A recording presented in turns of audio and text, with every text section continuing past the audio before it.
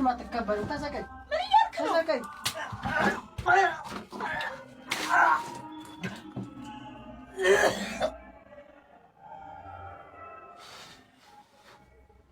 አንቺ ግን ምን ሆነሽ ነው እንዴ?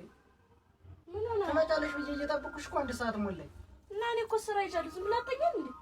አንቺ እያለሽ ብቻ ያለተኛ እና ምን ችግር አለው? ስራዬን ስጨርስ እመጣለሁ።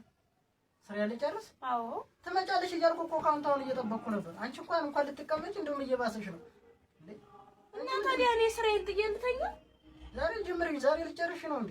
እና ታዲያ ቀን ሙሉ ስራ ነው ሙሉ ማታ ይሄን ካልሰራሁና መች ልሰራው ነው? እሺ እኔ ብቻ ልተኛ? እና ምን ችግር አለው? እስከምጨርስ ድረስ ብትተኛ። ያገባሁሽ እኮ አብሬሽ እንድተኛ እንጂ ብቻ እንድተኛ አይደለም አይደል እንዴ? እና ምን ችግር አለው? እኔ ትንሽ ብሰራ ምን ችግር አለው? ትንሽ ብሰራ ቢያንስ አንቺ የኔ ስሜት አይታይሽም እንዴ? ቢያንስ ስሜት ልትረጂኝ አይገባም እንዳንቺ? ምንድን ነው የምታስቢ?